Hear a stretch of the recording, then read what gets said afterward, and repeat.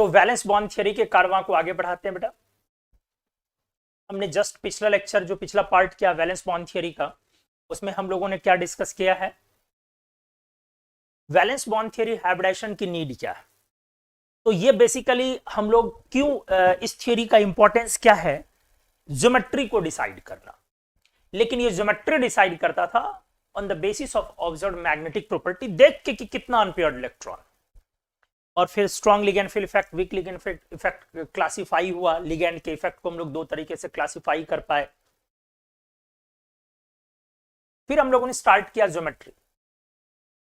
Ligands में हम लोगों ने स्ट्रॉन्ग लिगेंड फील्ड इफेक्ट में कुछ लिगेंड्स किया। एक बार आप उसको दिमाग पर जोर डाले और मेरे साथ बोल ले क्या था वो series, CO CN minus NO2 minus, हमने बोला एक बार में बोलना। इन DMG अमोनिया एक बार में बोलना।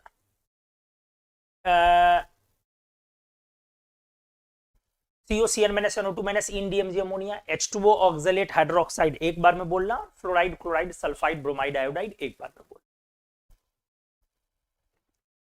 फिर इसके बाद हमने बोला कि जो इसमें H2O के आगे वाले लिगेंड्स, ये जो आप 12-15 लिगेंड्स को आपने याद किया, इसमें H2O के आगे वाले लिगेंड्स के केस में सामान्य तौर पर इन अगेंस्ट ऑफ हंस रूल पेयरिंग होती है। हालांकि गारंटी नहीं थी उस बात की, लेकिन सामान्य तौर पे होती है अगर स्कोप रहा तो। और H2O या उससे पीछे वाले सारे लिगेंड्स में सामान्य तौर पर उसके वजह से सेंट्रल मेटल के डी ऑर्बिटल के अरेंजमेंट में कोई चेंज देखने को नहीं मिलता, लेकिन उसकी भी गारंटी नहीं ले सकते, कभी कभी होता भी है।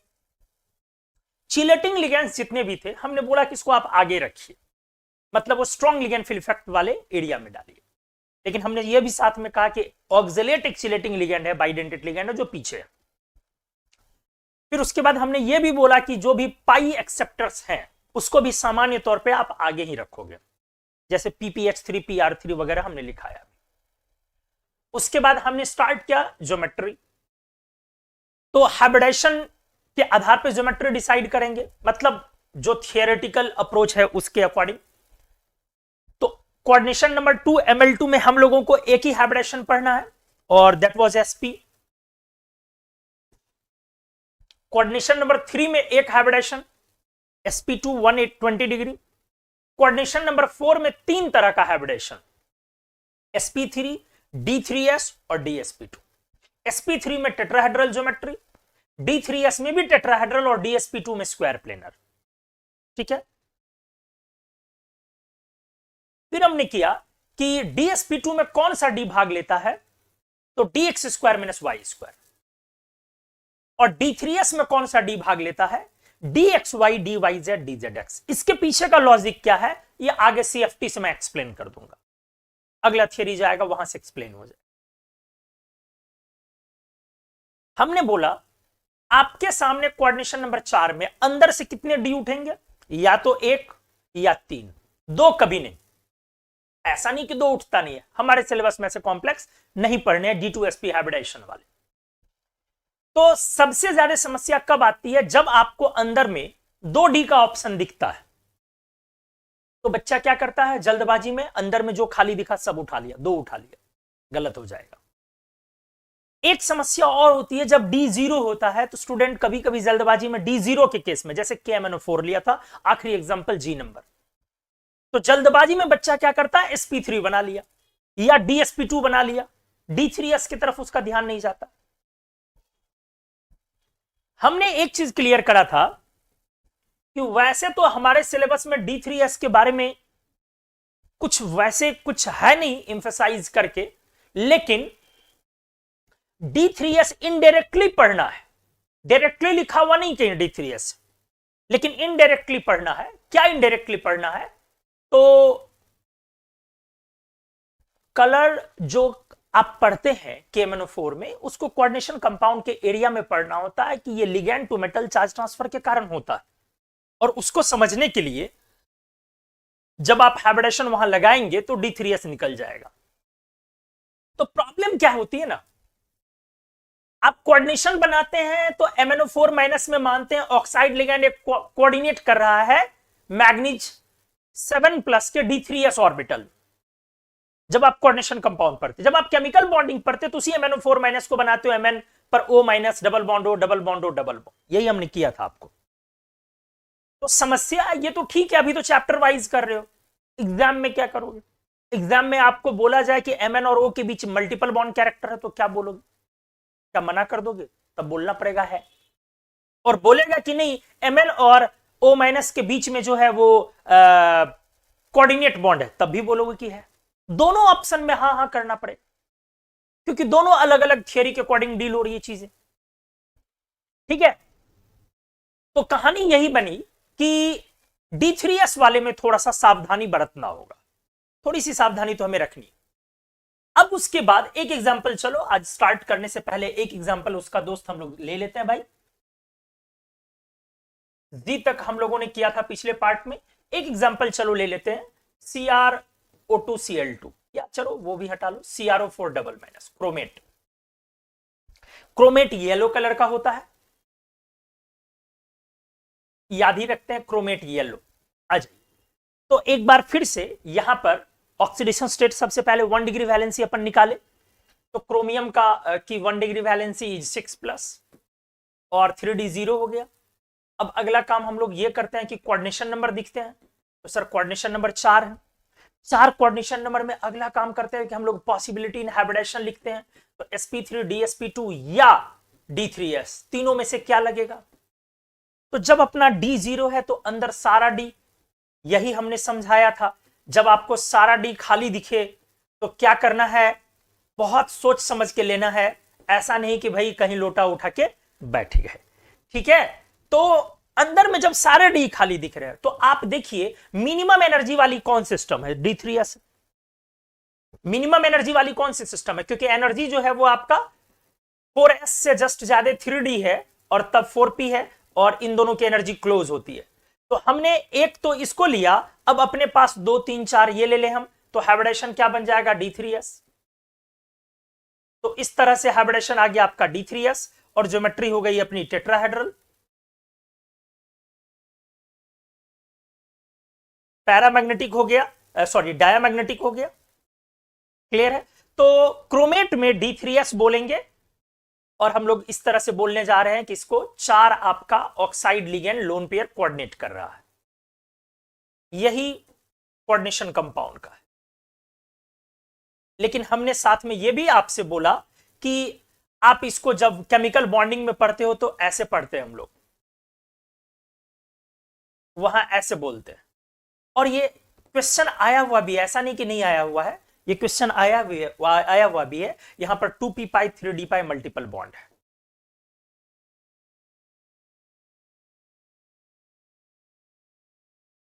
ठीक है, तो मॉडर्न कॉन्सेप्ट जो है वो आपको अब क्रोमेट को, पर मैग्नेट को कोऑर्डिनेशन कंपाउंड के अकॉर्डिंग डील करता है।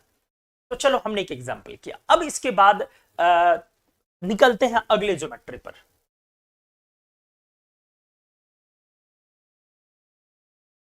चौथा Ml5, कोऑर्डिनेशन नंबर 5। Ml5 जब कॉम्प्लेक्स है, आराम से सुनेंगे, अब थोड़ा सा पेचीदा है, 4 की तरह ये सुलझा हुआ नहीं है, 2 और 3 की तरह बिल्कुल सुलझा हुआ नहीं। इसमें भी 2 तरह का हाइब्रिडेशन होता है, ध्यान से सुनेंगे, एक sp3d और एक dsp3। क्या क्या बोला हमने, एक sp3d और एक dsp3, और दोनों हाइब्रिडेशन में ज्योमेट्री कुछ भी हो सकता है। कंफ्यूजन क्या बोला सर आपने? मैंने बोला sp3d और dsp3, जैसे आप केमिकल बॉन्डिंग पढ़ते हो तो केमिकल बॉन्डिंग में sp3d के साथ क्या बोलते हो सर, ट्रायगोनल बायपिरामिडल बोलते हो, ट्रायगोनल बायपिरामिडल। तो यहां पे ट्रायगोनल बायपिरामिडल और एक दूसरी ज्योमेट्री होती है स्क्वायर पिरामिडल। अब प्रॉब्लम क्या है, sp3d के साथ दोनों ज्योमेट्री हो सकता है और dsp3 के साथ भी दोनों ज्योमेट्री हो सकता है। इसीलिए इस बार हाइब्रिडाइजेशन से ज्योमेट्री डिस्कस नहीं करते हैं हम लोग। एक्चुअली हाइब्रिडेशन तो हाइपोथेटिकल चीज है, एक्चुअल तो ज्योमेट्री है। ज्योमेट्री से हाइब्रिडेशन डिस्कस करते हैं। जरा देखो क्या बोल रहा हूं मैं। मैंने बोला एक है Ml5 trigonal bipyramidal, trigonal bipyramidal geometry. और एक हमने बोला square pyramidal, square pyramidal geometry. दो तरीके की ज्योमेट्री इस बार कोऑर्डिनेशन नंबर 5 में हमें देखने को मिलेगी। बढ़िया से सीखिए। हमने बोला ट्रायंगल बायपिरामिडल के केस में sp3d हाइब्रिडाइजेशन भी हो सकता है और dsp3 भी, और स्क्वायर पिरामिडल के केस में dsp3 भी हो सकता है और sp3d भी। तो सर ऐसे में करेंगे क्या हम लोग? करेंगे तो करेंगे क्या? वाह मोदी जी वाह बोलेंगे और सॉल्यूशन मिल जाएगा। आइए देखिए,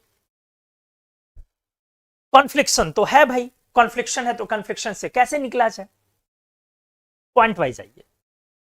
अपना सिलेबस बहुत लिमिटेड है, इसीलिए हम लोग अच्छे से समझ लें कि हम लोग क्या करें तो बच सकते हैं इस कंफ्यूजन से। मुझे नहीं पता कि बाकी लोग क्या करते हैं, एक्चुअली पता है लेकिन बड़ा गंदा सा काम करते हैं, मैं वो दोहराना नहीं चाहता हूं। बाकी लोग क्या करते हैं, वो ये कहते हैं कि sp3d है तो ट्रायंगल बायपिरामिडल और dsp3 है तो स्क्वायर पिरामिडल। मैंने क्या बोला, sp3d है तो ट्रायंगल बायपिरामिडल भी हो सकता है और स्क्वायर पिरामिडल भी हो सकता है, और dsp3 है तो स्क्वायर पिरामिडल भी हो सकता है और ट्रायंगल बायपिरामिडल भी हो सकता है। दोनों का दोनों ज्योमेट्री हाइब्रिडाइजेशन हो सकता है यहां। लेकिन बाकी लोग इसको क्या करते हैं, इस कॉन्फ्लिक्शन से किसी को मुलाकात ही नहीं करवाते। तो नहीं करवाते तो स्ट्रेट बोलते हैं कि sp3d से ट्रायंगल बायपिरामिडल और dsp3 से स्क्वायर पिरामिडल। लेकिन हमने कहा दोनों में दोनों पॉसिबिलिटी है, तो हम लोग निकले कैसे? आ जाइए। सामान्य तौर पर जब आपका sp3d आए तो ट्रायंगल बायपिरामिडल इस्तेमाल करें, सामान्य तौर पर जब dsp3 आए तो स्क्वायर पिरामिडल इस्तेमाल करें। और एक पॉइंट सिर्फ याद रखें कि FeCO होल 5 में उल्टा, उल्टा मतलब जो आए उसका उल्टा। अगर ये हाइब्रिडेशन है तो वो ज्योमेट्री, वो हाइब्रिडेशन है तो ये ज्योमेट्री, रिवर्स। सही है?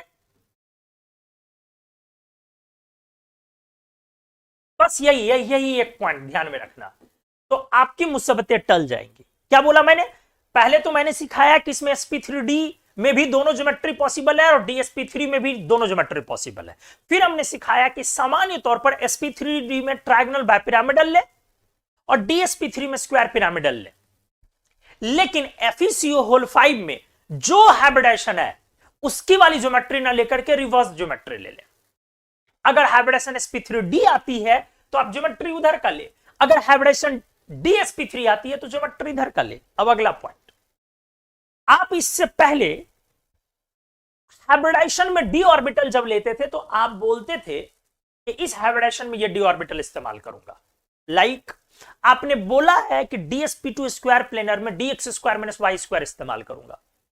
आपने बोला है, करूंगा या करूंगी दोनों बातें हैं, सॉरी। आपने बोला है कि अगर d3s आता है तो dxy dyz और dzx अपन इस्तेमाल करेंगे। क्लियर है? तो हाइब्रिडाइजेशन बोलने के साथ आप डी बोल उठते थे, यहां पे नहीं बोल पाएंगे, यहां ज्योमेट्री अलग अलग है, यहां ज्योमेट्री के साथ बोलना पड़ेगा डी कौन सा होगा। जैसे अगर आपने ट्रायंगल बायपिरामिडल लिया, ध्यान से देखिए, अगर आपने क्या लिया, ट्रायंगल बायपिरामिडल, तो जरा देख ले अच्छे से। ट्रायंगल बायपिरामिडल ये सही है, सही है, सही है। ट्रायंगल बायपिरामिडल ये लिगेंड है मेरा, बढ़िया से देख ले प्लीज, ये हमारा लिगेंड है। तो ट्रायंगल बायपिरामिडल में आपने बॉन्डिंग में ही बढ़िया से पढ़ लिया होगा कि कौन सा डी इस्तेमाल करते हो, तो dz स्क्वायर। कौन सा डी इस्तेमाल करते हो, dz स्क्वायर। आपने बॉन्डिंग में पढ़ा होगा, इसको sp2 प्लस pd में तोड़ते हैं। sp2 प्लेन में होता है और pd z एक्सिस पे होती है, तो z एक्सिस पर pz और dz स्क्वायर मिलाते हो, ठीक है। तो ट्रायंगल बायपिरामिडल में कौन सा डी इस्तेमाल करते हो, dz स्क्वायर। फिर से रिपीट कर रहा हूं, ट्रायंगल बायपिरामिडल को ऐसे तोड़ना होता है, टीबीपी को ऐसे तोड़ते हो, sp2 प्लेन में equatorial plus pd z axis पर, तो इसलिए इसमें हो गया pz और प्लस dz स्क्वायर। ये अब बॉन्डिंग में करते हैं। तो एनीवेज ट्रायंगल बायपिरामिडल में dz स्क्वायर, मैंने ये नहीं बोला कि sp3d में dz स्क्वायर। अगर ट्रायंगल बायपिरामिडल इस हाइब्रिडाइजेशन में आएगा तब भी dz स्क्वायर, क्योंकि हमने तो पहले ही बोल दिया ना कि दोनों हाइब्रिडाइजेशन आ सकता है ट्रायंगल बाइपिरामिडल में, दोनों हाइब्रिडाइजेशन आ सकता है स्क्वायर पिरामिडल में। तो हमने आपको क्या सिखाया कि अगर ट्रायंगल बाइपिरामिडल है तब आपका कौन सा डी, डीजेड स्क्वायर, और अगर एकदम साफ यहीं पे डीजेड स्क्वायर, और अगर स्क्वायर पिरामिडल है, स्क्वायर पिरामिडल में प्लेन में कितना आएगा बेटा सर 4, सही है, सही है, सही है, आराम से आइए। तो आप देख रहे हैं कि एक स्क्वायर प्लेनर यूनिट है एक्स वाई प्लेन में, क्या है, स्क्वायर प्लेनर यूनिट है एक्स वाई प्लेन में और जेड एक्सिस पर परपेंडिकुलर है। ध्यान से सुनेंगे, तो यदि स्क्वायर प्लेनर है तो स्क्वायर प्लेनर तो अभी थोड़ी देर पहले पढ़ के आए, कौन सा डी भाग लेता है, D X square minus Y square. अभी ना पढ़ के आए स्क्वायर प्लेनर में कौन सा डी भाग लेता है, D X square minus Y square. मतलब क्लियर हो गया यहां पर कौन सा डी भाग लेगा, स्क्वायर प्लेनर यूनिट के कारण D X square minus Y square. तो आप पहले वहां पे कर लोगे D X square minus Y square. आपको समझ में आ गया होगा क्या क्या पॉइंट, क्या क्या इलस्ट्रेशंस निकल के आए। पहला पॉइंट निकल के आया, ध्यान से सुने, पहला पॉइंट आपका निकल के आया कि कोऑर्डिनेशन नंबर 5 में दो तरीके की का हाइब्रिडाइजेशन, एक sp3d और एक dsp3। दूसरा पॉइंट निकल के आया sp3d में ट्रायंगल बाइपिरामिडल भी हो सकता है और स्क्वायर पिरामिडल भी हो सकता है। अगर ट्रायंगल बाइपिरामिडल हुआ sp3d में तो dz स्क्वायर भाग लेगा, और अगर स्क्वायर पिरामिडल हुआ sp3d में तो dx square minus Y square भाग लेगा। फिर हमने बोला dsp3 में भी दोनों हो सकता है, अगर dsp3 में फिर से ट्रायंगल बाइपिरामिडल हुआ तो ट्रायंगल बाइपिरामिडल के कारण dz स्क्वायर ही आएगा, और अगर dsp3 में स्क्वायर पिरामिडल आया तो स्क्वायर पिरामिडल के कारण dx square minus Y square ही आएगा। मतलब ज्योमेट्री से डी फाइनल होगा। फिर हमने क्या बोला, हमने बोला दोनों हाइब्रिडाइजेशन में दोनों ज्योमेट्री हो सकते हैं, लेकिन सामान्य तौर पर चूंकि अपना सिलेबस लिमिटेड है तो आपको sp3d में ट्रायंगल बाइपिरामिडल ही देखने को मिलेगा, dsp3 में स्क्वायर पिरामिडल ही देखने को मिलेगा। बस FeCO होल 5 में जो भी हाइब्रिडाइजेशन है ज्योमेट्री उसका सामने वाला होगा और उल्टा होगा। जो भी हाइब्रिडाइजेशन है, क्योंकि निकालोगे तो पहले हाइब्रिडाइजेशन ना, उसी से ना ज्योमेट्री तुम निकालोगे, तो हाइब्रिडाइजेशन आप निकाल ले जाओगे बंधु, तो जो हाइब्रिडाइजेशन है उसका कंसर्न ज्योमेट्री न लेकर के सामने वाले का लेना। अब वहां क्या आएगा मैं निकाल के आपको दिखा दूंगा। तो हमने क्लियर किया स्क्वायर पिरामिडल ज्योमेट्री मतलब डी जेड स्क्वायर और sorry D X square minus Y square, और triangle by pyramidal geometry means D Z square. बहुत अच्छे से क्लियर हुआ। सर एग्जाम्पल कर लो ना, चीजें और क्लैरिटी से सामने आई। बिल्कुल वही ज्यादा बेहतर भी है। चलिए आ जाइए पेज नंबर 3। एच के बाद एक एग्जाम्पल लेते हैं आई, और एग्जाम्पल लिया जाए आई नंबर में। अच्छे से आ जाइए आप।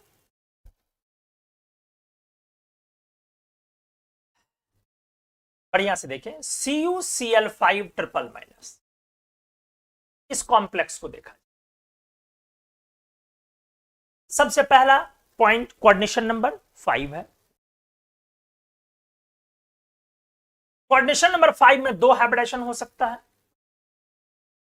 या तो sp3d या dsp3। अब क्या होगा, उसी की लड़ाई है। अगला काम, कॉपर कितना प्लस है सर, कॉपर 2 प्लस, 2 प्लस ना बेटा, 2 प्लस 3 5 माइनस, तब ना 3 माइनस हुआ, तो कॉपर 2 प्लस 3d9। सही है। अगर आपको डी इलेक्ट्रॉन निकालने में कभी परेशानी हो तो मैं आपको एक छोटा सा प्यारा सा ट्रिक सिखा देता हूं। जब भी आपका कोई ट्रांजिशन मेटल आयन हो पर X प्लस, इसमें कितने डी इलेक्ट्रॉन है अगर ये निकालना है, प्यारा सा ट्रिक बताता हूं। एटॉमिक नंबर उसका देखोगे, उसमें से ऑक्सीडेशन नंबर घटा दोगे, और उसमें से फिर एटॉमिक नंबर घटाओगे इनर्ट गैस का नजदीक वाला, सही है, नोबल गैस का, जो आएगा वही आपका डी इलेक्ट्रॉन होगा। सर क्या क्या बोल दिया आपने, मैंने बोला कॉपर 2 प्लस, डी इलेक्ट्रॉन निकालना है, 29 माइनस 2 27 माइनस 18, 18 ना नजदीक का इनर्ट गैस, तो D9। आपको समझ में आया। सर दूसरा एग्जांपल कुछ कर लो, molybdenum 3 plus 42 minus charge 3 minus नजदीक का इनर्ट गैस D3।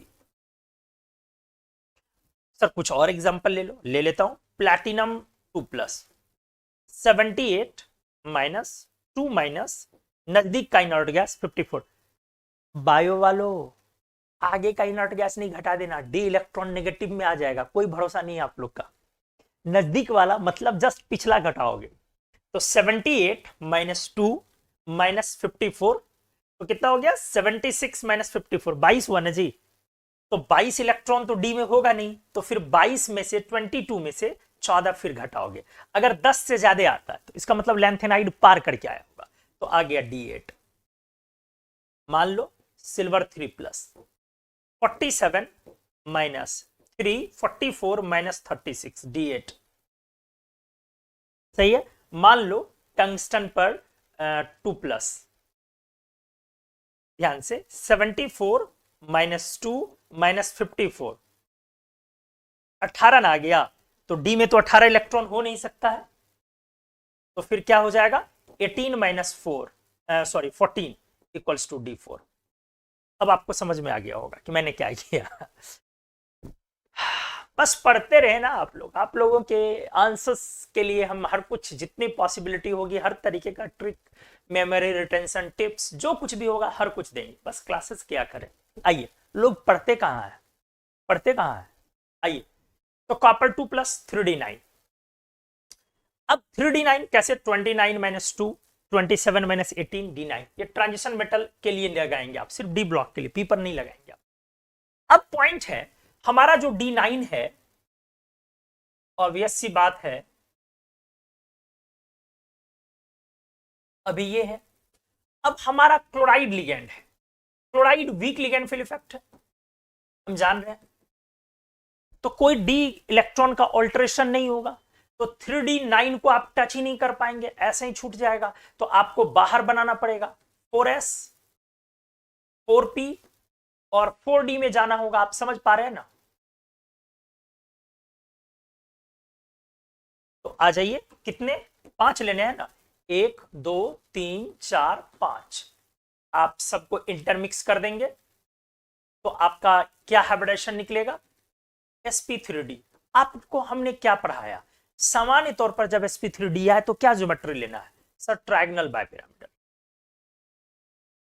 अगला पॉइंट आइए, आपको ये पैरा मिला या डाया, सर स्पष्ट है पैरा है D9 में एक अनपेयर्ड इलेक्ट्रॉन।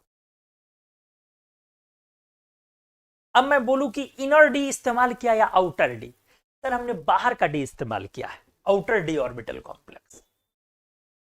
अब मैं बोलूं कि कौन सा डी ऑर्बिटल आपने इस्तेमाल किया, मतलब 5D में से D X Y Y Z, Z X X square minus Y square और जेड स्क्वायर में से कौन सा डी आपने इस्तेमाल किया। आप बोलोगे कि सर चूंकि आपने ट्रायगोनल बाइपिरामिडल लिया है इसलिए सर हमने डी जेड स्क्वायर इस्तेमाल किया। सब कुछ कॉम्प्लेक्स की पूरी कुंडली डिस्कस हो गई। मतलब कॉपर 2+ को आपका 3 क्लोराइड ऐसे लिगेंड देगा, लोन पेयर, सही है, और एक क्लोराइड ऊपर से लोन पेयर देगा और एक क्लोराइड नीचे से लोन पेयर। Trigonal bipyramidal.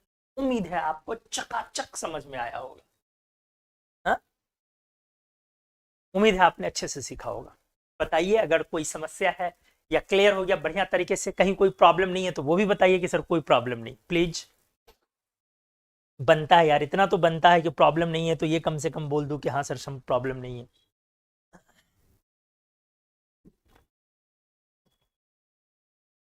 दूसरा एग्जांपल भी मैं लेकर के देखता हूं, थोड़ी बहुत अगर कुछ तकलीफ गिला शिकवा कुछ रह गया हो सर से तो सारे गिले शिकवे कुमार मन्नू सर क्लियर कर देंगे। आ जाइए, एप्लीकेशन नंबर GHIJ नंबर होगा, जे।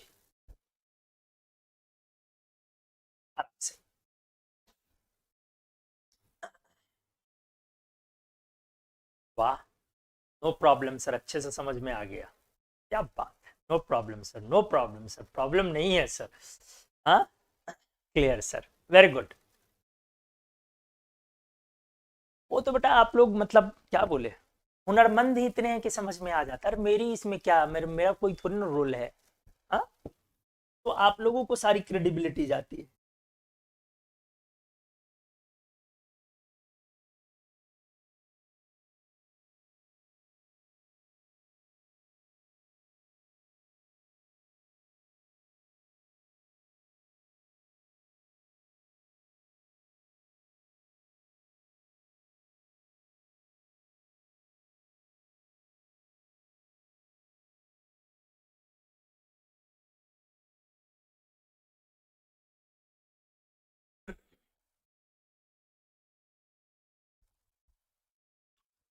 जी आइए, मैं अगला एग्जांपल एक लेके करके दिखाता हूं। NI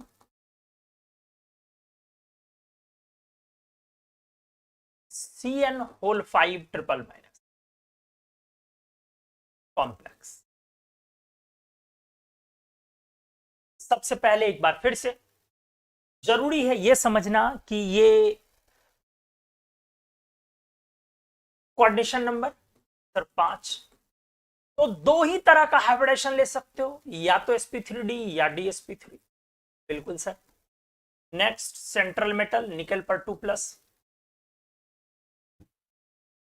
x minus 5 equals to 3 minus x equals to -2 +2। अब कितने डी इलेक्ट्रॉन? 28।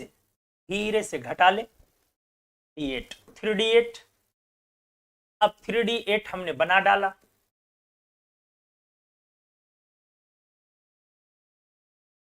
ये हो गया। अब अपना लिगेंड क्या है आराम से देखें, cyanide CN minus, sir SLFE, तो पेयरिंग होगी। हमेशा ध्यान रखना है जो आप पेयरिंग कर रहे हैं उस पेयरिंग के कारण जो डी ऑर्बिटल खाली हुआ है वो हाइब्रिडाइजेशन में इस्तेमाल होना जरूरी है। क्या बोला मैंने बोला जो पेयरिंग कर रहे हैं उसके कारण जो डी ऑर्बिटल खाली हुआ है उसका हाइब्रिडाइजेशन में इस्तेमाल होना बेहद जरूरी है। Vacancy created due to pairing in presence of SLFE must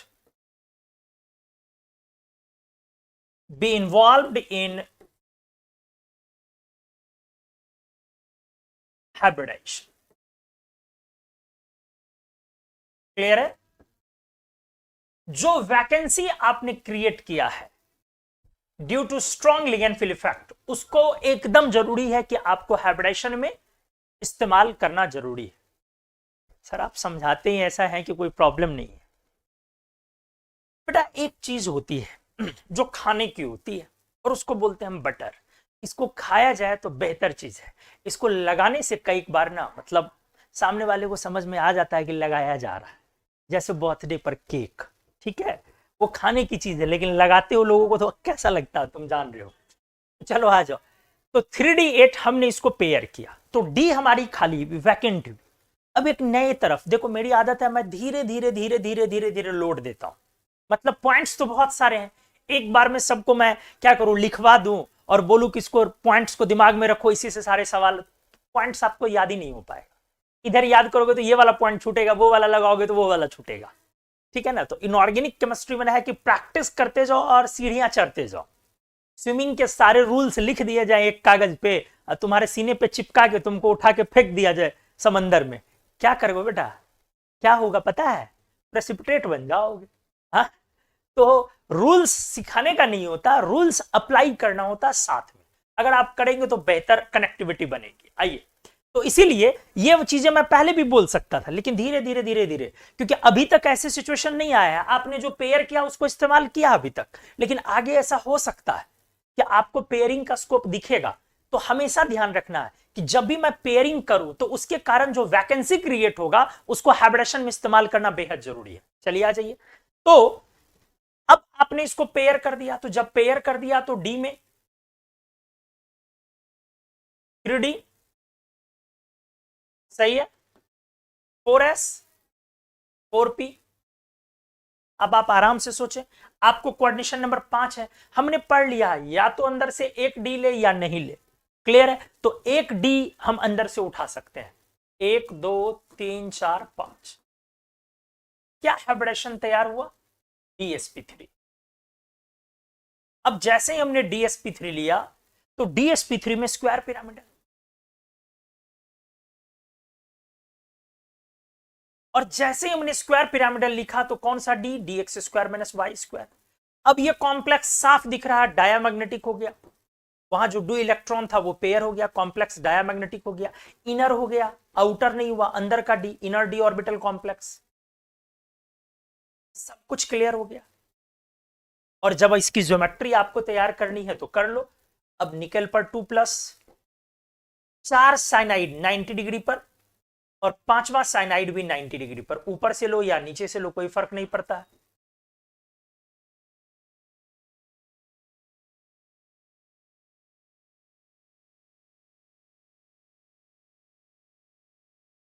समझ रहे हो? स्क्वायर पिरामिडल ये प्लेन में और वो परपेंडिकुलर है। तो सारी मुसीबतें आपकी हमने क्लियर करी। कोऑर्डिनेशन नंबर 5 की किस तरीके से आप अप्रोच लगाएंगे। दिमाग में डेफिनेटली चल रहा होगा, सर वो जो आपने बोला था उल्टा वाला, वो मामला भी तो करके दिखाओ, क्योंकि आपने बोला कि इस हाइब्रिडेशन में कोई भी ज्योमेट्री आने के चांसेस होते हैं। तो सिलेबस के अकॉर्डिंग ही रहना, बाहर भी नहीं जाना, ये भी ध्यान रखना। तो चलो मैं आपको नेक्स्ट पेज में पहले वही करके दिखाता हूं। कौन वाला? FeCO होल 5 वाला एग्जाम्पल। ये एप्लीकेशन नंबर क्या होगा दोस्त? देख के बाद के होगा। आ जाइए,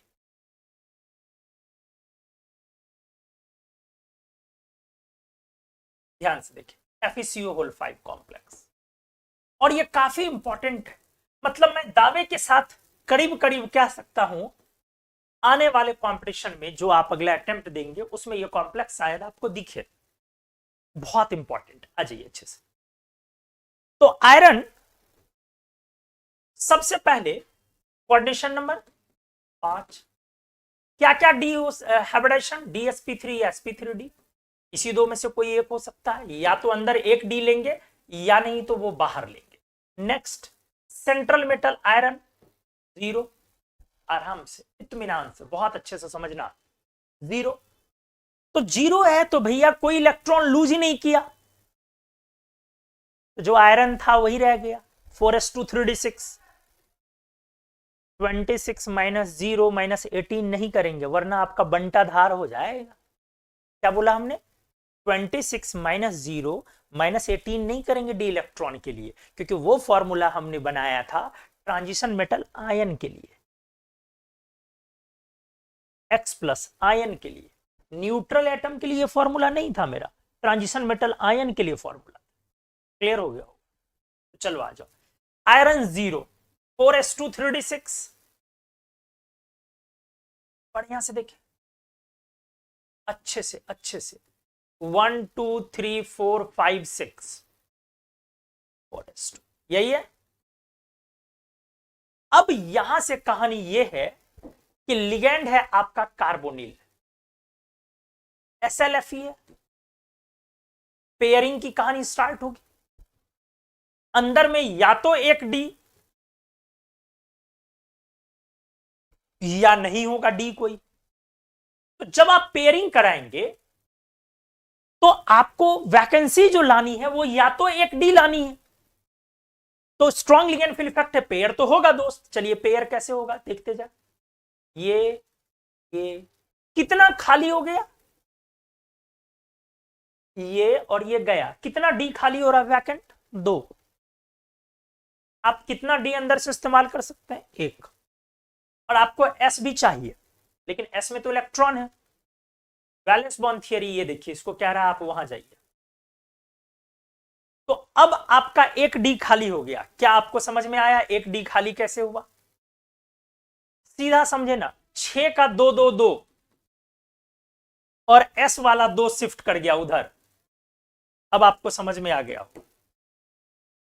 तो 3D में एक खाली बचा, एक 4s लेंगे और 3 4p लेंगे। तो 1 2 1 2 3 4 5 आ गया। Hybridisation becomes DsP3। DsP3 की ज्योमेट्री सर स्क्वायर पिरामिडल, लेकिन FeCO होल 5 में हमने क्या बोला? सर आपने पहले ही बोल दिया था कि रिवर्स्ड ज्योमेट्री लेनी है, उल्टा, मतलब सर ये नहीं, नहीं तो क्या लेनी है, ट्रायगोनल बायपिरामिडल। और जैसे ही आपने ट्रायगोनल बायपिरामिडल लिया तो कौन सा डी भाग लेगा, ट्रायगोनल बायपिरामिडल के अकॉर्डिंग dz स्क्वायर। अच्छा अंदर वाला डी है या बाहर वाला, अंदर वाला, इनर डी ऑर्बिटल कॉम्प्लेक्स। और पैरा है या डाया, पैरा है या डाया, सर ये डाया है।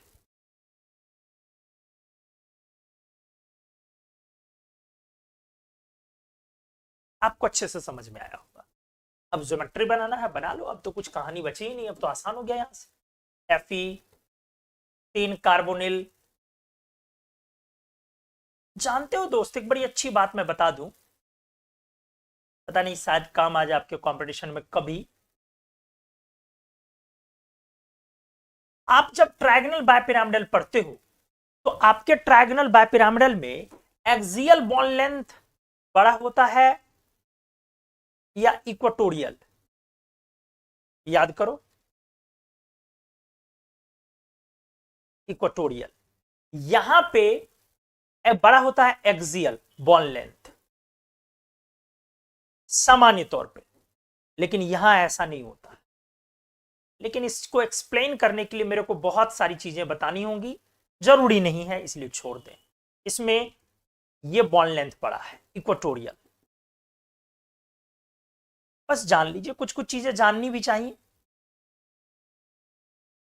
FeCO होल 5 में इक्वेटोरियल बॉन्ड लेंथ बड़ा होता है एक्सियल के रिस्पेक्ट, लेकिन इसको जानना बहुत ज्यादा जरूरी नहीं है। वो इसलिए बता दिया क्योंकि आप वहां पे बॉन्डिंग में बच्चा रटा रहता है, इक्वेटोरियल एक्सियल बॉन्ड लेंथ लंबा होता है, इक्वेटोरियल छोटा। भाई साहब ऐसी कोई बात नहीं होती है, वो सामान्य तौर पर जब सारे एटम सेम होते हैं तो सामान्य तौर पर ये चीजें होती है, क्योंकि अभी हमने वो किया है, वो देखो,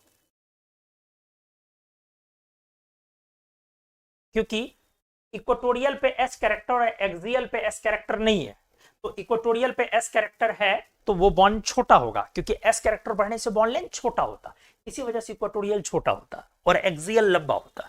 ठीक है, लेकिन हर बार वो जरूरी नहीं है कि ऐसी चीजें हो। यहां पे क्या है कहानी, यहां पे कहानी है आपका क्या, इक्वेटोरियल बॉन्ड लेंथ बड़ा है और एक्सियल बॉन्ड लेंथ छोटा है। अगर आप इसके पीछे जाना चाहेंगे थोड़ी सी कहानी, थोड़ा तो आप समझ सकते हो।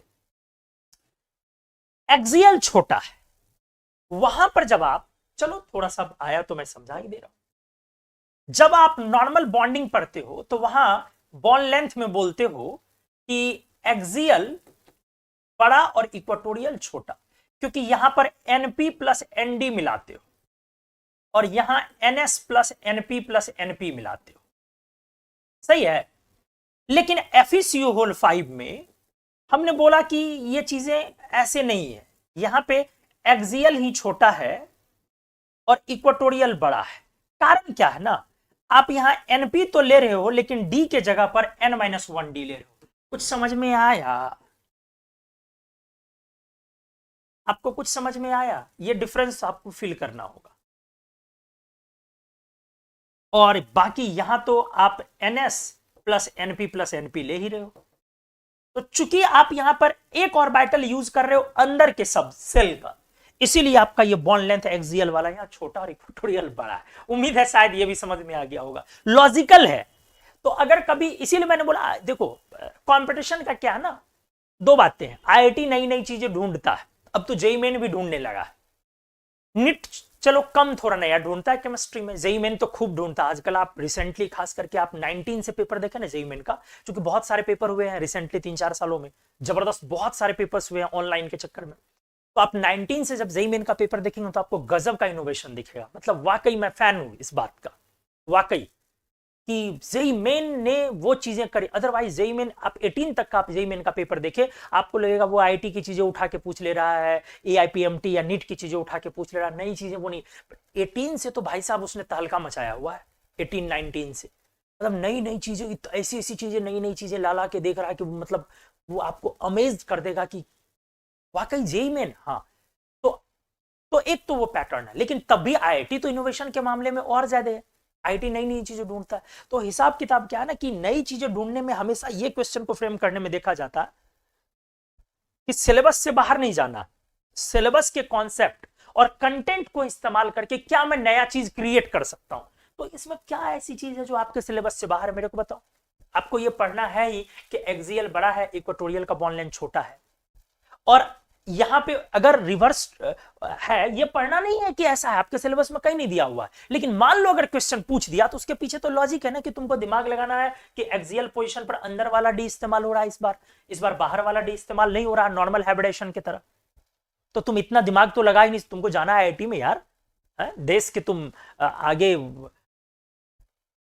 फ्यूचर पिलर हो कंट्री के, और तुम इतनी छोटी चीजें नहीं अनुमान लगा सकते। तो वो डाल दिया क्वेश्चन बना करके और जेई मेन उसके बाद फोटोकॉपी कर लिया, नीट उसका और फोटोकॉपी करवा लिया। तो उम्मीद है आपको अब मैंने हाइब्रिडाइजेशन में sp3d और dsp3 को अच्छे से समझाया, और वो वाला भी एग्जांपल लेकर के हमने दिखाया जो नॉर्मल ट्रेंड के एग्जांपल है, और वो भी एग्जांपल लेकर के हमने दिखाया कौन वाला, जिसमें कि FeCO होल 5 वाला, इधर का उधर, दोनों तरह की चीजें दिखाई।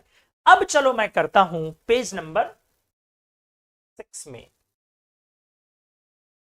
6 कोऑर्डिनेशन नंबर पर आ जाइए अच्छे से। कोऑर्डिनेशन नंबर 6 5वें में आएगा ML6, सही है, अच्छे से देखें। कोऑर्डिनेशन नंबर, अब इसको बनाना हिसाब किताब है। कोई बढ़िया सा पहले हैबिटेशन लिखा जाए, क्या क्या पॉसिबल है। हमारे सिलेबस में 2 तरह के इसमें हैबिटेशन पॉसिबल है, एक sp3d2 और दूसरा d2sp3। एक sp3d2 और दूसरा sp3d2। अच्छे से देखेंगे, या तो अंदर से 2d लेना है या बाहर 2d, या तो अंदर से 2d लेना है या बाहर 2d। अंदर से 1d का कोई काम नहीं या बाहर से 1d का कोई काम नहीं। यही चीजें सबसे इंपॉर्टेंट है जहां लोग मात खाते हैं, किसमें कितना डी कहां से उठाना है। बाहर वाला तो जो बच्चा खींच लेता है, अंदर वाले में गड़बड़ होता है। कोऑर्डिनेशन नंबर 4 में अंदर से क्या क्या कितना डी ले सकते हो, या तो 1d या 3d। 5 में अंदर से 1d बस, 6 में अंदर से बस 2d। ऐसा नहीं कि बाकी होता नहीं, होता है लेकिन हमारे सिलेबस में नहीं। तो 4 में अंदर से कितना डी, या तो 1 या 3, dsp2 या d3s। 5 में अंदर से कितने डी, सिर्फ 1d, dsp3। और 6 में अंदर से कितने डी, सिर्फ 2d, d2sp3 या नहीं डी। क्लियर है। तो आइए, आप sp3d2 ले या d2sp3 ले, इस बार दोनों ही केस में, हाइब्रिडाइजेशन केस में ज्योमेट्री ऑक्टाहेड्रल ही आएगा। दोनों ही केस में क्या आएगा, ऑक्टाहेड्रल। और दोनों में ही डी ऑर्बिटल वही यूज होगा जो बॉन्डिंग में आपने किया है, dx² - y² and dz²। NEET के पेपर को देखें, जिसको आप AIPMT बोलते हैं, 2006 में पूछा हुआ है sp3d2 में कौन सा डी भाग लिया, पार्टिसिपेट करता है। dx² - y² एंड dz², बहुत क्लियर है। और ऑक्टाहेड्रल को बाकी आप बनाना जानते ही हैं। प्लेन में 4 लिगेंड्स हैं, 6 पोजीशन इक्विवेलेंट है, सारे बॉन्ड एंगल 90 डिग्री है, 90 के सिवा कुछ और नहीं है। हाँ, यहां पे बॉन्ड एंगल लिखना मैं भूल गया था, आप लिख लो। इस वाले में बॉन्ड एंगल क्या आएगा, 120 डिग्री एंड 90 डिग्री। और यहां पे बॉन्ड एंगल क्या आएगा, सिर्फ 90 डिग्री। नहीं, प्लेन में भी बेटा 90 और प्लेन पर परपेंडिकुलर भी 90। यहां प्लेन में 120 और प्लेन पर परपेंडिकुलर 90। अगर बोला जाए 120 डिग्री वाले एंगल्स की संख्या कितनी है, 120 वाले तो 3 ना, 90 वाले की संख्या कितनी है, प्लेन पर परपेंडिकुलर 1 2 3, 3 नीचे से 6 ना, 1 ऊपर से तीनों पर परपेंडिकुलर, नीचे से तीनों पर। इसमें इसकी संख्या कितनी हो जाएगी, प्लेन में आपस में 4 और ऊपर से चारों पर परपेंडिकुलर 8 ना।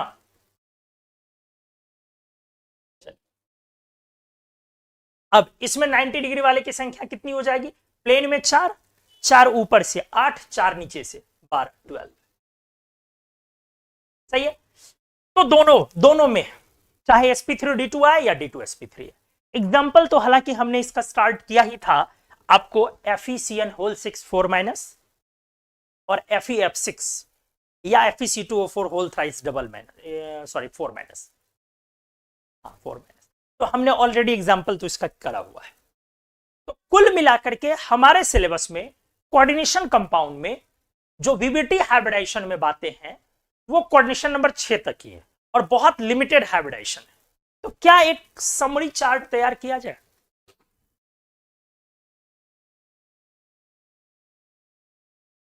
एक समरी तैयार किया जाए, कर सकते हैं हम लोग क्या? अच्छे से देखें, यहां पर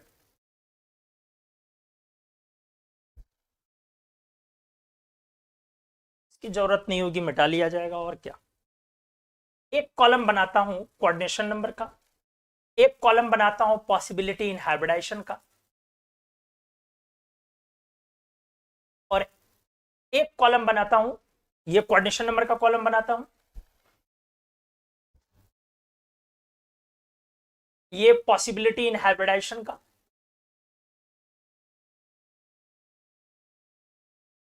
सही है।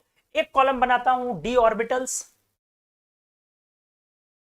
यूज्ड, जो इन्वॉल्व हो रहा, उसका एक कॉलम बनाता हूं, और एक कॉलम बनाता हूं ज्योमेट्री का।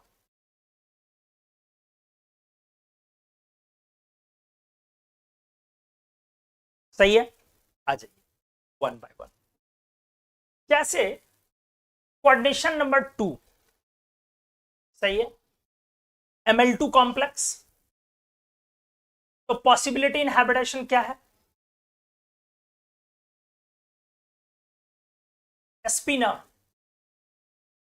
हालांकि pd होता है, डॉट डॉट लगा देंगे, लेकिन हम लोग के सिलेबस में sp। डी ऑर्बिटल तो यूज ही नहीं है, और ज्योमेट्री लीनियर। आपको समझ में आ गया होगा जो मैं करना चाह रहा हूं, बस यूं ही समरी। अब इसके बाद आ जाता हूं 3 में, कोऑर्डिनेशन नंबर 3 हाइब्रिडाइजेशन sp2। मैंने बोला ऐसा नहीं है सिर्फ यही होगा, डॉट डॉट लगा टीटीसी लिख दिया, और भी हो सकता है, हमारे सिलेबस में नहीं है, इसलिए सर नहीं खपाना। डी ऑर्बिटल यूज नहीं हो रहा, और ज्योमेट्री ट्रायंगल प्लेनर। चलो अगला, कोऑर्डिनेशन नंबर 4 में आता हूं। किसमें? 4। जब 4 में आएंगे तो 4 में 3 तरह की पॉसिबिलिटी है, सही है। क्या क्या हाइब्रिडेशन में पॉसिबिलिटी है 4 में?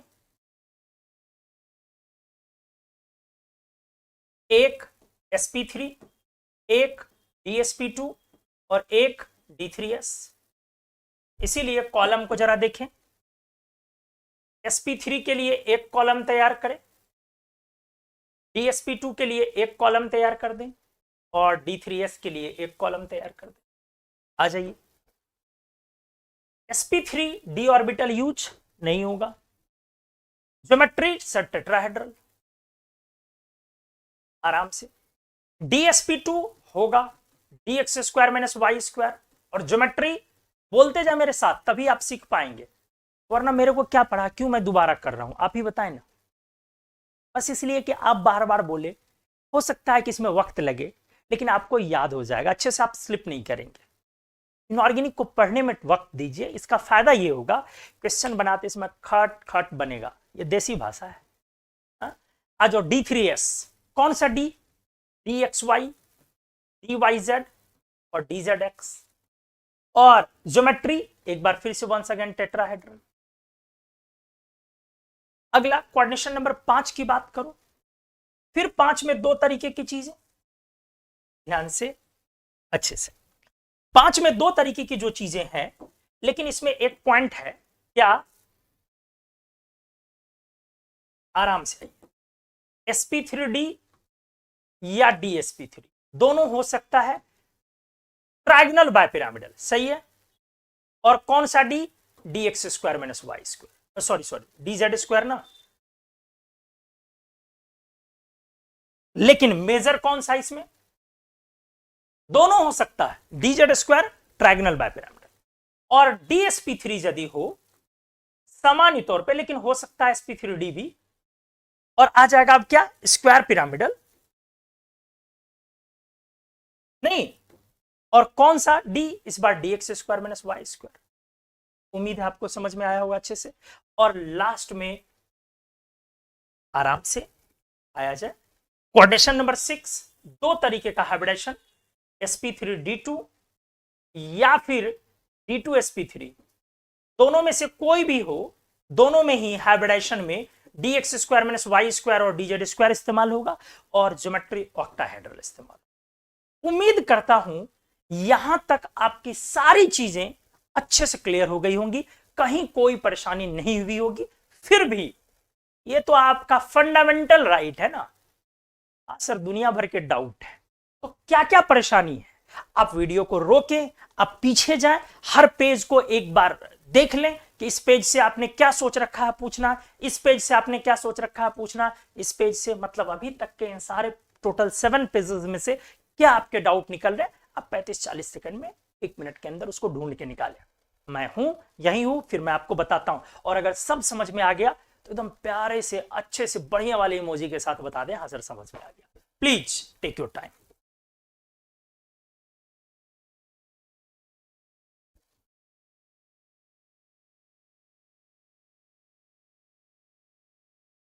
सारे कोऑर्डिनेशन नंबर पॉसिबल जो हम लोगों के सिलेबस के हैं, हाइब्रिडाइजेशंस को क्लियर करने के बाद ज्योमेट्री विथ एग्जांपल्स, अब जरूरी है कि अगले आगे, क्योंकि इसमें है क्या, और तो कुछ है नहीं, लेकिन एग्जांपल्स खूब सारे प्रैक्टिस होने बेहद जरूरी।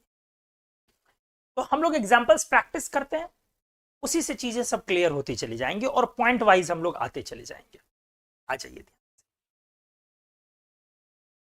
Applications.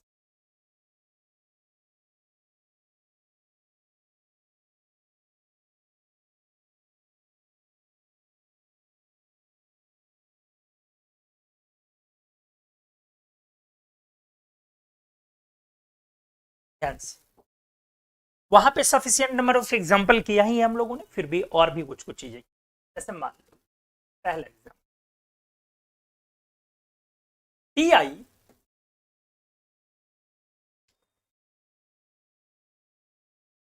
H2O whole 6 triple plus. अब आपके साथ मैं प्रैक्टिस करूंगा ढेर सारे एग्जांपल, ठीक है, अच्छे से आ जाइए। TI H2O whole 6 triple plus,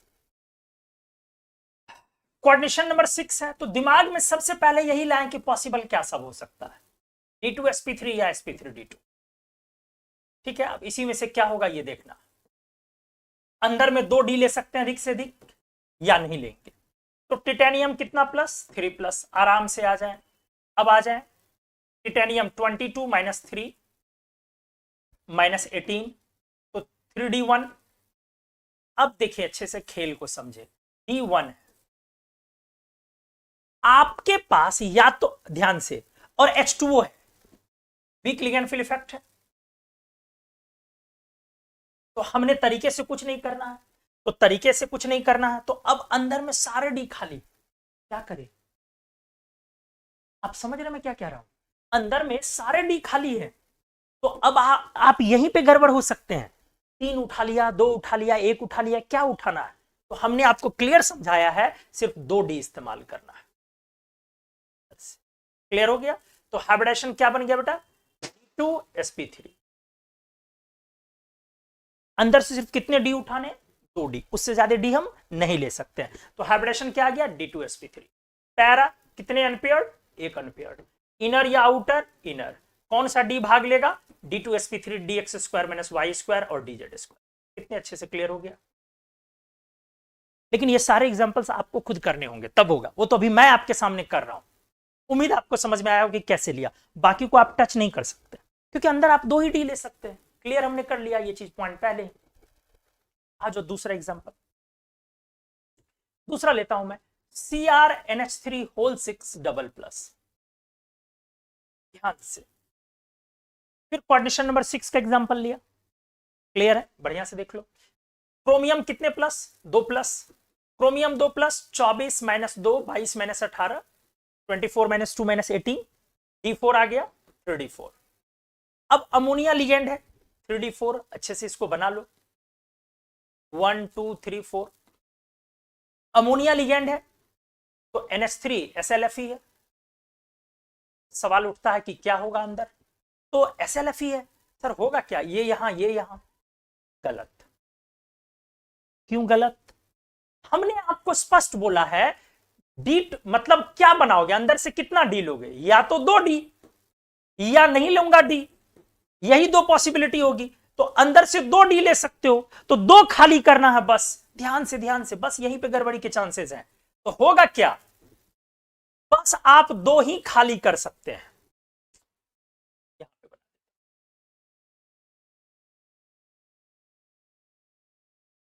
है ना, आप 2 ही खाली कर सकते हैं, एक खाली ऑलरेडी है तो सिर्फ एक को पेयर करना। कुछ समझ में आया? एक ऑलरेडी खाली है तो सिर्फ एक को पेयर करना, एक को सिर्फ, बाकी वो वैसे रह जाएगा। तो यहीं से ऑटोमेटिकली क्या बन जाएगा, आप देखें आप अच्छे से, ये वहां गया पेयर हो गया एक एक। क्लियर आया समझ में? तो हाइब्रिडेशन क्या निकल गया, D2sp3। पैरा या डाया, कितने अनपेयर्ड, 2। अगर आप ऐसे करते तो क्या हो जाता, डाया हो जाता, जो आपका गलत था। सही है, तो 2 अनपेयर्ड, इनर या आउटर, इनर। कौन सा D, dx² - y² and dz²। उम्मीद है आपको समझ में आ रहा होगा, एकदम टेंशन ना ले, अभी बहुत सारे एग्जांपल्स मैं खुद करूंगा। Page number 9, application number 3।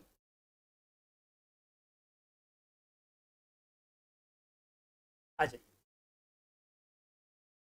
Example लेता हूं,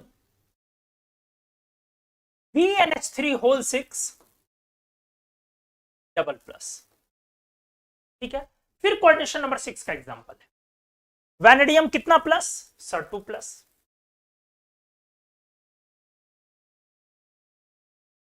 23 - 2 - 18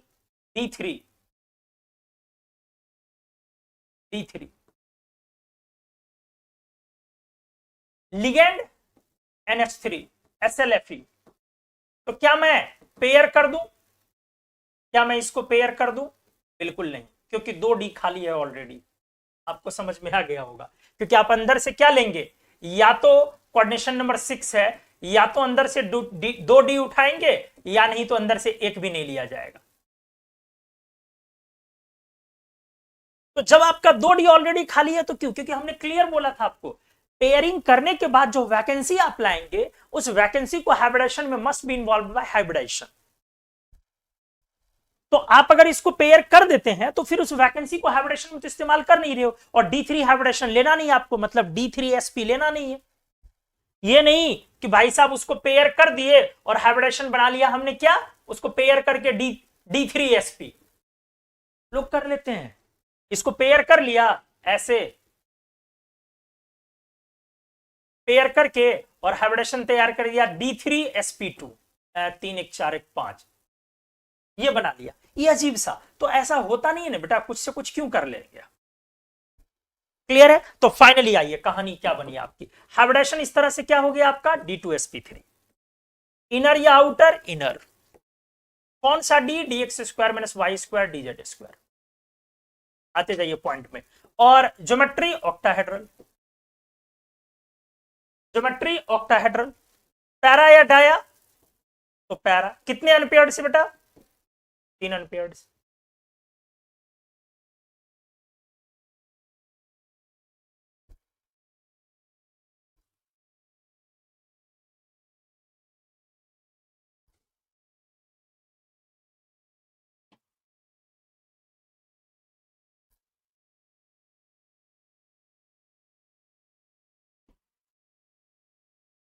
क्लियर है? पैरा कितने अनपेयर्ड से, 3 अनपेयर्ड से। तो ऑक्टाहेड्रल, इनर, D2sp3 सब कुछ बन गया। नेक्स्ट एग्जांपल मैं करके दिखाता हूं आराम से, इत्मीनान से। मान लो एग्जांपल हमने ले लिया बेटा NiNH3 6 सब 6 कोऑर्डिनेशन नंबर के ले रहा हूं, बढ़िया से। निकल कितना plus, 2+। 3D 28 minus 2, 26 minus 18, 3d8। ध्यान से ध्यान से ध्यान से ध्यान से ध्यान से क्या करूं, इसको मैं पेयर कर दूं वहां, क्योंकि साफ दिख रहा है अमोनिया स्ट्रॉन्ग लिगेंड इफेक्ट है, आराम से दिख रहा है कि अमोनिया स्ट्रॉन्ग लिगेंड इफेक्ट है। तो क्या मैं पेयर कर दूं? सवाल है कोऑर्डिनेशन नंबर कितना है, तो कोऑर्डिनेशन नंबर 6 है। 6 में क्या क्या हो सकता है, या तो D2sp3 या sp3d2। तो अंदर से कितना डी लेना है यदि तो 2d लेना है। क्या इसको पेयर करने से 2d खाली हो पाएगा? कभी भी हो ही नहीं सकता, तो हम फिर क्यों पेयर करें? इसीलिए मैंने बोला, और वैलेंस बॉन्ड थ्योरी के पास इस बात का कोई प्रूफ नहीं है, मतलब कोई एक्सप्लेनेशन नहीं कि क्यों पेयर नहीं किया अमोनिया यहां। तो वो ऑब्जर्व्ड मैग्नेटिक प्रॉपर्टी के आधार पर देखता है। वो देखता क्या है कि भैया इसमें 2 अनपेयर्ड है, तो वो क्या मतलब, वो मतलब पॉइंट जोड़ लिया कि जरूरत नहीं है पेयर करने की, क्यों पेयर करे। एक्चुअली ये कोई तरीका थोड़ी ना बोलने का यार, यहां पेयर करे यहां पेयर, ऐसे नहीं होता है। तो ये मैग्नेटिक प्रॉपर्टी कितना अनपेयर्ड रहेगा, इसको सीएफटी आगे चल के क्लियर करेगा। सीएफटी एकदम साफ क्लियर करेगा कि क्यों ऐसा है कि अमोनिया रहते भी वहां पेयर नहीं हुआ। वैलेंस बॉन्ड थ्योरी के पास इस बात का कोई एक्सप्लेनेशन नहीं है, लेकिन अभी रिजल्ट तो अभी ही लाना पड़ेगा, क्योंकि यही रिजल्ट आगे इस्तेमाल होगा, यही रिजल्ट एग्जैक्टली आगे इस्तेमाल होगा। तो आ जाइए, तो हमने बोला आप पेयर नहीं करेंगे, तो नहीं करेंगे तो अल्टीमेटली क्या होगा, वो वैसे रह जाएगा, ऐसे रह जाएगा। तो हाइब्रिडाइजेशन बाहर बाहर बनेगा, क्या बनेगा, 3D को टच नहीं करेंगे अपन, sp3d2। समझ में आया? पैरा या डाया, पैरा, कितने अनपेयर्ड से, 2 अनपेयर्ड से, इनर या आउटर, आउटर, ऑक्टाहेड्रल। लेकिन यही चीज मैं लेके दिखाता हूं कोऑर्डिनेशन नंबर 4 में। कितने में है ये, 6 में। चीज लेके दिखाऊं मैं कितने, कोऑर्डिनेशन नंबर में 4, एप्लीकेशन नंबर 5। देखो देखो बेटा, सेम कॉम्प्लेक्स लेता हूं और बहुत अच्छे से समझ में आ रहा होगा आपको, और जो थोड़ा बहुत रहेगा ना 2-3 एग्जांपल के साथ सब क्लियर हो जाएगा। मान लो हमने लिया NiNH3 whole 4 double plus, clear है। एक बार फिर से वही निकल 2 प्लस, वही 3d8, वही कॉन्फ़िगरेशन, सही है। हमारा अमोनिया वही SLFE, इस बार पेयरिंग होगी कि नहीं होगी, बिल्कुल होगी। सोचो क्यों, इस बार होगी। क्यों होगी, क्योंकि कोऑर्डिनेशन नंबर कितना, 4 कोऑर्डिनेशन नंबर में या तो अंदर से 1 डी ले, या अंदर से 3 डी ले, या 1 भी डी नहीं ले। तो 1 डी का ऑप्शन है, समझ में आ गया। तो 3D से अब आपको समझ में आ गया होगा।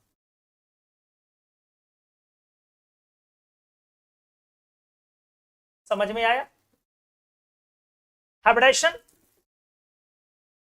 क्या आ गया बेटा, DsP2। कौन सा D, dx square minus Y square. Inner या outer, inner. Geometry square planar. Para या डाया, पैरा, डाया मैग्नेटिक। अब अच्छे से आप समझ पा रहे होंगे। जबकि ठीक पिछला कॉम्प्लेक्स में यहां भी वही बातें थी, निकल 2 प्लस ही था, यहां पे भी वही अमोनिया है, लेकिन यहां पे वही चीज पेयर नहीं हो पाया। क्यों नहीं कर पाया, क्योंकि 1 डी का इस्तेमाल नहीं कर सकते। कोऑर्डिनेशन नंबर 6 में 2 डी चाहिए था, सब कुछ वही सिचुएशन, कोऑर्डिनेशन नंबर चेंज किया, इस बार पेयरिंग हुई। क्यों, क्योंकि 1 डी इस्तेमाल हो सकता है, क्योंकि DsP2 हाइब्रिडेशन आएगा। तो सब कुछ यही। सर कोऑर्डिनेशन नंबर 5 भी कर लो, तो एक बार कर लो, क्या दिक्कत है। NiNH3 होल 5 डबल प्लस,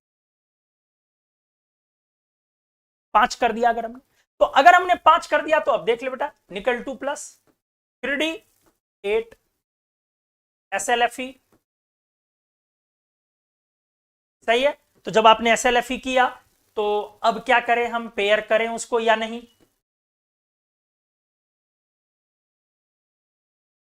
ले या नहीं। तो इस बार बोलेंगे एकदम लेंगे। क्यों, क्योंकि या तो कोऑर्डिनेशन नंबर 5 में 2 तरीके का हाइब्रिडेशन, या तो sp3d या DsP3, तो अंदर से 1 डी इस्तेमाल हो सकता है, क्लियर है। तो 1 डी इस्तेमाल हो जाएगा तो ये किस में कन्वर्ट कर गया आप, सही है, तो क्या हाइब्रिडेशन हो गया, DsP3। ज्योमेट्री सामान्य तौर पर स्क्वायर पिरामिडल, कौन सा डी, स्क्वायर पिरामिडल की वजह से जेड स्क्वायर ना, नहीं sorry DX square minus Y square ना, और पैरा की डाया, डाया, इनर की आउटर, इनर, सब बन गया। उम्मीद है अब आपको अच्छे से चीजें समझ में आ रही हो। फिर कुछ एग्जांपल करना है कर लो, मेरा क्या है, मैं तो आप लोगों के लिए बना ही हूं, एग्जांपल करवाते जाइए। नेक्स्ट एग्जांपल एप्लीकेशन नंबर 6 था, मैं 7 करता हूं। मान लो ले लेता हूं एग्जांपल,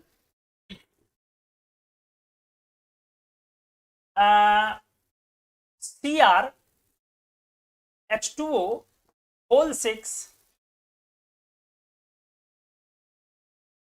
3+, आराम से, chromium 3+, 3D3, weak ligand field effect, touch नहीं करोगे,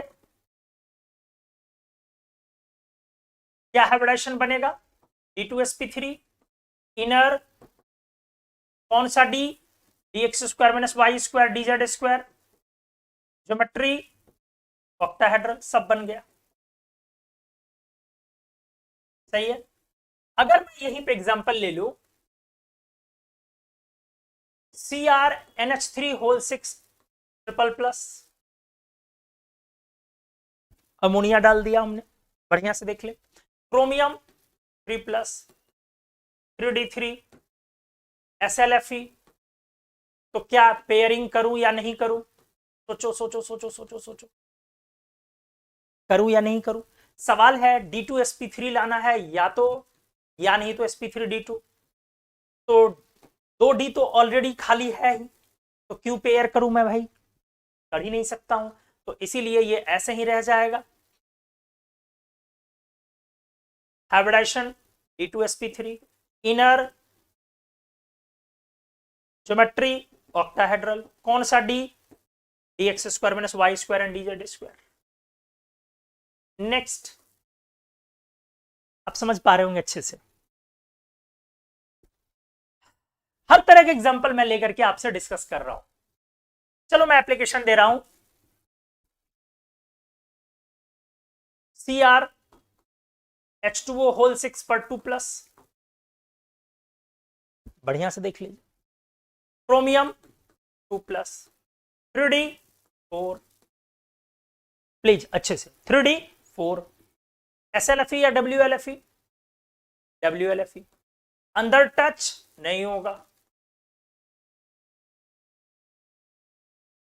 क्योंकि WLFE आपका अंदर कुछ नहीं कर सकते।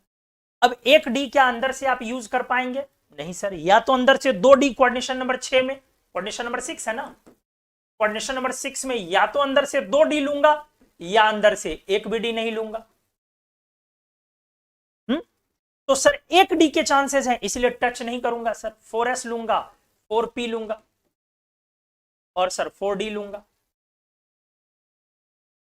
समझ में आया, तो क्या हाइब्रिडेशन बेटा बन गया, सर हाइब्रिडेशन तैयार हो गया, sp3d2, और अंदर वाला वो खाली रह जाएगा।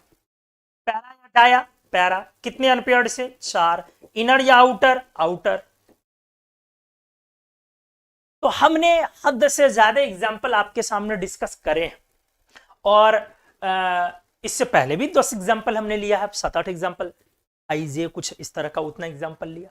तो आपको क्या करना चाहिए, पहले ये बताएं मेरे को कि आप सभी लोगों को ये सारे एग्जाम्पल्स अच्छे से समझ में आ गए या कोई डाउट है। पहले मैं इस चीज का इंतजार करता हूं कि वो आपको क्लियर कर रहे हैं या नहीं, पहले वो एक बार सब लोग क्लियर करें।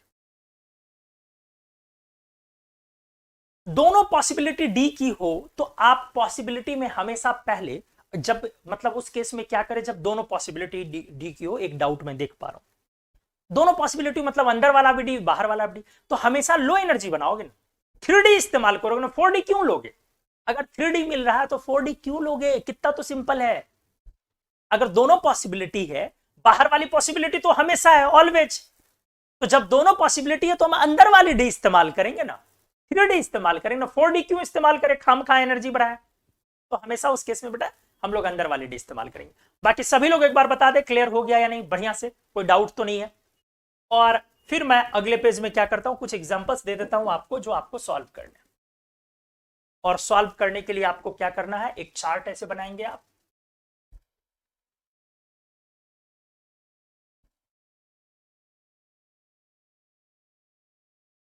और उस चार्ट में यहां पे आप कॉम्प्लेक्स लिखेंगे, यहां पे आप ऑक्सीडेशन नंबर और डी इलेक्ट्रॉन लिखेंगे एंड n-1 डी कॉन्फ़िगरेशन लिखेंगे, कितना आ गया आपका। आप इसके बाद यहां पे आप लिखेंगे हाइब्रिडाइजेशन आपने क्या लाया, उसके बाद आप यहां पे पैराडाया लिखेंगे, उसके बाद आप यहां पे इनर आउटर लिखेंगे जो भी आपको आ रहा है, और उसके बाद आप यहाँ पे डी ऑर्बिटल इस्तेमाल जो हुआ है वो लिखें। तो इसी फॉर्मेट पे आपको सॉल्व करना है। सभी लोग एक बार बता दे क्लियर हुआ या नहीं। अभी तक तो सब लोग लिख रहे हो, फिर भी जो भी बच गए, जो लोगों ने नहीं बताया वो लोग बता दे कि हाँ सर क्लियर हो गया।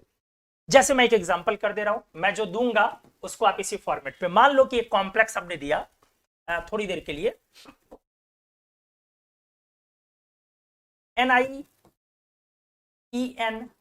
इथिलीन डायमीन होल थ्राइस 2+, तो मैं ऐसे ओरली कर देता हूं, इक्वल 2+ 3d8, कोऑर्डिनेशन नंबर 6 है ना, तो ऑक्सीडेशन नंबर आ गया +2 और 3d8 आ गया, और कोऑर्डिनेशन नंबर 6, तो अंदर 2d इस्तेमाल होगा, लेकिन d8 को पेयर करोगे भी तो क्या हो जाएगा आपका, d8 को अगर पेयर करोगे भी तो क्या हो जाएगा आपका, सॉरी पॉसिबल नहीं है, क्योंकि एक डी इस्तेमाल कर नहीं सकते हो, तो हाइब्रिडेशन क्या हो जाएगा, बाहर लोगे इस बार, अंदर ले ही नहीं पाओगे, पैरा हो गया, कितना अनपेयर्ड, 2 अनपेयर्ड, इनर की आउटर हो गया, और कौन सा डी, dx² - y² और dz²।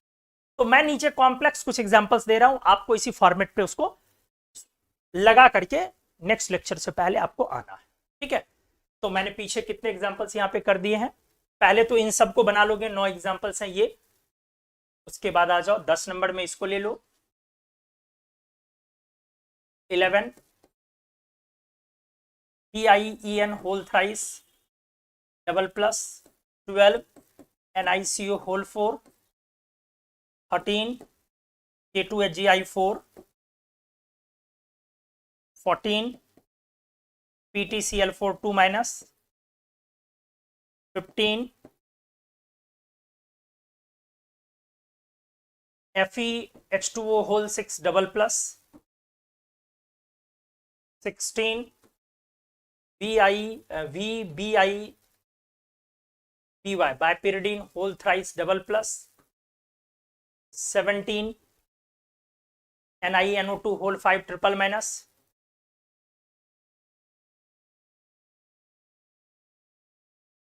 18 CuNH3 whole 4 double+,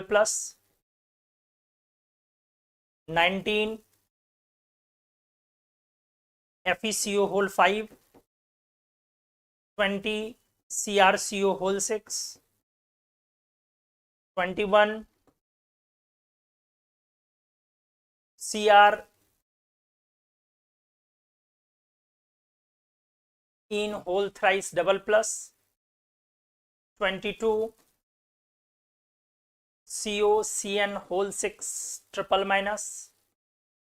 23 CONO2 whole 6 पर 4-, 24, आप जितना आसान समझ रहे हो बेटा, ये उतना आसान होगा भी नहीं, जान लो, ट्रिपल+, 25 NiF6 पर 2-, 26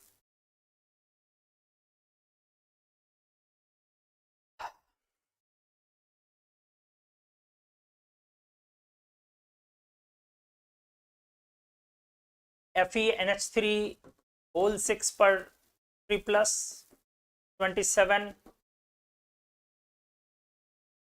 CuCN होल 4 पर डबल-, 28 CuCN होल 4 पर triple-, 29 CoC2O4 FeC2O4 whole thrice पर ट्रिपल-, और CoC2O4 होल थ्राइस पर ट्रिपल-। तो ये आपके सामने टोटल 20 एग्जाम्पल्स हमने दिए हैं, आपको ये सॉल्व करने हैं। अच्छे से इसी फॉर्मेट में लाके उसको भर के आप नेक्स्ट लेक्चर में आएंगे, और जब आप बैठेंगे हमारे सामने क्लास करने, तो आपको क्या करना है, मैं यहाँ पे सॉल्व करूंगा, आप उसको क्रॉस चेक करेंगे, पेन पेपर लेके हमेशा बैठना है। और अच्छे तरीके से valence bond theory, crystal field theory को सीखने का मतलब है कोऑर्डिनेशन कंपाउंड पे कमांड होना, और इनको कमांड करने के लिए बेहद जरूरी है लिगैंड पे कमांड होना। तो लिगैंड पे आप कमांड कर ले, और इन सारे एग्जाम्पल्स को उम्मीद करता हूं रिक्वेस्ट के साथ कि आप इसको कंप्लीट करके अगले क्लास में आएंगे। मैं कुमार मन्नू, आपका हमसफर, दोस्त, हमराज, हमराही, आपसे विदा लेता हूं, इस उम्मीद के साथ कि आज का लेक्चर आपके लिए बड़ा अच्छा रहा होगा। लेकिन आप बताएं जरूर कैसा रहा ओवरऑल, अच्छे से सीखा आपने, कहीं कोई प्रॉब्लम है बढ़िया, या कोई समस्या है तो वो भी बता दें, या कुछ हमसे चाहते हो और तो वो भी क्लियर कर दें। Thank you so much, bye bye.